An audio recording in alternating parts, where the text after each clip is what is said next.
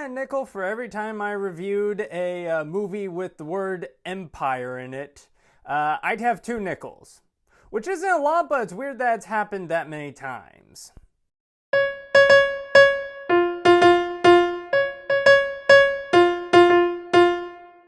Hi, my name is Ryan Lane, and welcome to my review channel. So for today's movie, I will be reviewing Godzilla X Kong, The New Empire, directed by Adam Wingard and starring Rebecca Hall, Brian Tyree Henry, Dan Stevens, Kaylee, Hottle, Alex Ferns, and Fala Chen.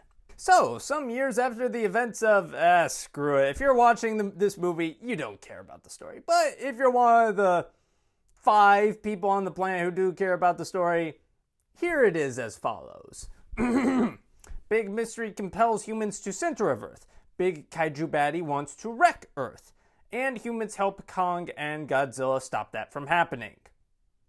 Yeah, it's not a huge story, but writing-wise, it's not terrible either. Like, again, the filmmakers clearly weren't aspiring to the level of Godzilla -1s in terms of compelling character drama, but they still remember to put in quality writing. The story is well paced. The action set pieces, they never outstay their welcome, and there's never a lull. Like, there will never be a point in the story where you're like, oh, come on, get to the kaiju action already, come on! And plus there are plenty of creative setups and payoffs, and there's some fun world building involving all the kaiju. And for fans who are always begging these types of movies to focus exclusively on the kaiju, fans will be rewarded with a fun, compelling arc involving King Kong as he seeks out his kin and teams up and mentors Mini Kong. I don't know what his name is. I'm just going off of what Brian Tyree Henry's character's Nate calls him. And the film does lay down a few like subplots that it doesn't do much with. Like there's some like conflict involving Monarch, the organization that handles all the kaiju baddies, and the government wanting to defund them, but the film doesn't go much anywhere with that. There's also some conflict regarding Hollow Earth and whether, to preserve it or, exploit the bejesus out of it. But again, the film doesn't do much with that.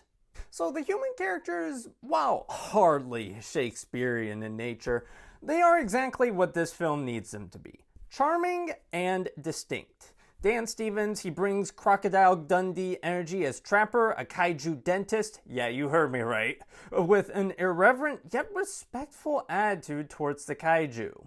Rebecca Hall brings big mom energy as Dr. Andrews, and Brian Tyree Henry steals the show as Bernie, a conspiracy theorist with a timid yet caring personality. Henry is by far the funniest part of the movie, as seeing him interact off all the crazy shenanigans in Hollow Earth makes for the best part of the movie.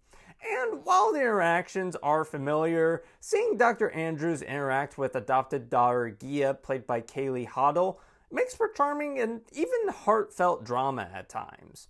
Although I will say the one issue with the performances, and it's not even with the actors, it's probably more due to the screenplay, it's the fact that the screenplay requires all the actors to muscle through a lot of expositional dialogue. Again, it's not terrible, they make it work, but I don't know, I feel like they could have maybe used a little bit more dialogue that wasn't dedicated to just explaining all the kaiju hijinks going on. So the action set pieces are enhanced by kinetic camera work and creative world building. Each kaiju has their own distinct personality and fighting style, and the film does a good job of conveying this information visually. Mostly. Like, again, it'll convey it visually, and then, there will be a big exposition dump from the humans, but again, it's not terrible, it's still fun. Godzilla is portrayed as an overgrown lizard baby that naps half the time, and King Kong is a brutish yet strategic overgrown ape. And King Kong is practically his own character at this point. It's fun just seeing him interact in his environment, strategize, and it's funny. It's like he's so big, he pounds his chest and everything, and yet, he's taken down by a toothache and has to get, it changed out by the aforementioned kaiju dentist. The action scenes, they mostly take place in Hollow Earth, but you wouldn't know it because, the film locales within Hollow Earth are so interesting to look at, and they take advantage of the wonky gravity physics, and with the camera going all 180 degrees at one point during the action scenes, it makes for fun action, like promised in the first Godzilla versus Kong. So the action scenes, I would argue, are a slight step up. Not that the action scenes were bad in the first Godzilla vs. Kong, mind you. So gleefully ridiculous and proud of it, Godzilla x Kong will satisfy hardcore fans and general audiences equally. So with all that in mind, I will be giving Godzilla x Kong: The New Empire 3.5 out of 5 stars. Anyway, thank you for watching. Have a good rest of your day. If you like this review and would like to see more like it, be sure to like and subscribe and leave a comment down below. And for today's comment section prompt of the day, what is your favorite Godzilla movie and why?